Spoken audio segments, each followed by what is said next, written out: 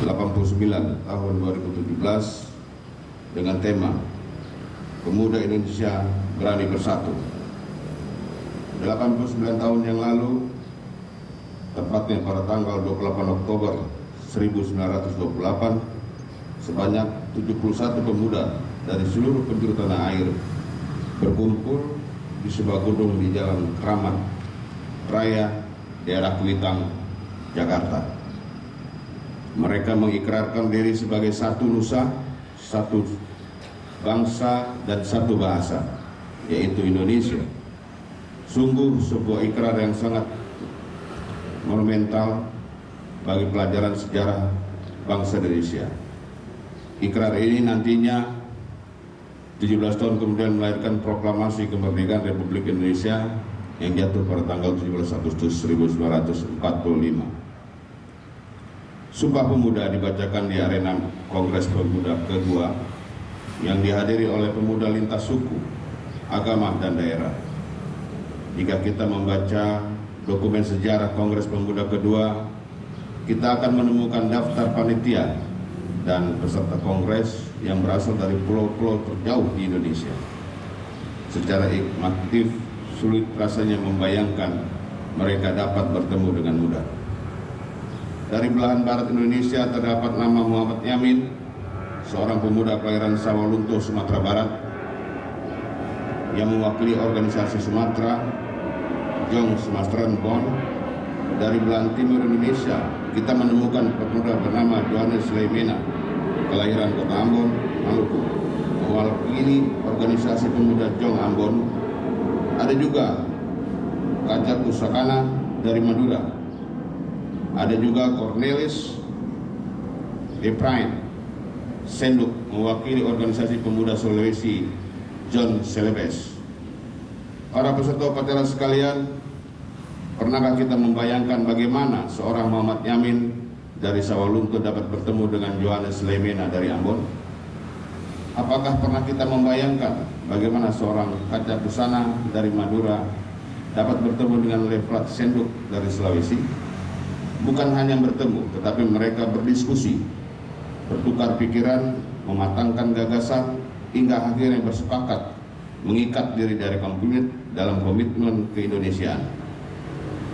Padahal jarak antara Sawalunto dengan Kota Ambon lebih dari 4.000 km, hampir sama dengan jarak antara kota Jakarta ke kota Shanghai di Cina. Sarana transportasi umum saat itu masih mengandalkan laut. Dibutuhkan waktu berminggu-minggu untuk bisa sampai ke kota mereka. Alat komunikasi pun masih terbatas, mengandalkan korespondensi melalui kantor pos. Hari ini surat dikirim 1-2 bulan kemudian barulah sampai dalam tujuan. Belum lagi kalau kita berbicara tentang perbedaan agama dan bahasa. Muhammad Yamin beragama Islam, berbahasa Melayu. Johannes Leimena beragama Protestan, berbahasa Ambon. Begitupun dengan Kaca Pusakana, Lefrat Senduk, dan 71 pemuda peserta kongres lainnya. Mereka memiliki latar belakang agama, suku, bahasa, dan adat istiadat yang berbeda.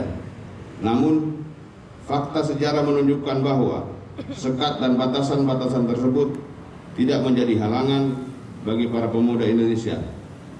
Inilah yang disebut dengan berani bersatu. Para peserta upacara sekalian, kita tentu patut bersyukur atas sumbangsi para pemuda Indonesia yang sudah melahirkan Sumpah Pemuda. Sudah seharusnya kita meneladani langkah-langkah dan keberanian mereka hingga mampu menorehkan sejarah emas untuk bangsanya. Bandingkan dengan era sekarang, hari ini sarana transportasi umum sangat mudah untuk menjangkau ujung timur dan barat. Hanya dibutuhkan waktu beberapa jam saja untuk dapat berkomunikasi dengan pemuda di pelosok negeri ini. Cukup dengan menggunakan alat komunikasi, tidak perlu menunggu datangnya tukang pos. Interaksi sosial dapat dilakukan 24 jam, kapanpun dan dimanapun. Namun anehnya, justru dengan berbagai macam kemudahan yang kita miliki hari ini, kita justru lebih sering berselisih paham. mudah sekali memvonis orang, mudah sekali berpecah belah, saling mengutuk satu dengan yang lain, menebar fitnah dan kebencian, seolah-olah kita dipisahkan oleh jarak yang tak terjangkau, atau berada di ruang isolasi yang tidak terjamah, atau terhalang oleh tembok raksasa yang tinggi dan tebal, hingga tidak dapat ditembus oleh siapapun. Padahal dengan kemudahan teknologi dan sarana transportasi yang kita miliki hari ini, seharusnya lebih mudah buat kita untuk berkumpul, bersilaturahim, dan berinteraksi sosial. Tidak ada ruang untuk salah paham apalagi membenci, karena semua hal dapat kita konfirmasi dan kita klarifikasi hanya dalam waktu hitungan detik. Para peserta upacara sekalian, dalam sebuah kesempatan, Presiden Republik Indonesia yang pertama, Bung Karno, pernah menyampaikan, jangan mewarisi abu Sumpah Pemuda, tetapi warisilah api Sumpah Pemuda. Kalau sekedar mewarisi abu Sumpah Pemuda, saudara-saudara akan puas dengan Indonesia yang sekarang sudah satu bahasa, satu bangsa, dan satu tanah air. Tapi ini bukan tujuan akhir. Pesan yang disampaikan oleh Bung Karno ini sangat mendalam, khususnya bagi generasi muda Indonesia. Tapi Sumpah Pemuda harus kita ambil dan terus kita nyalakan. Kita harus berani melawan segala bentuk upaya yang ingin memecah belah persatuan dan kesatuan bangsa.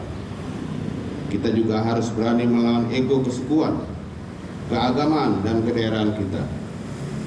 Ego ini yang kadang kala mengemukan dan menggerus persaudaraan kita sesama anak bangsa. Kita harus berani mengatakan bahwa persatuan Indonesia adalah segala-galanya, jauh di atas persatuan keagamaan, kesukuan, kedaerahan, apalagi golongan. Mari kita cukupkan persatuan dan kesatuan Indonesia. Stop segala bentuk perdebatan yang mengarah kepada perpecahan bangsa.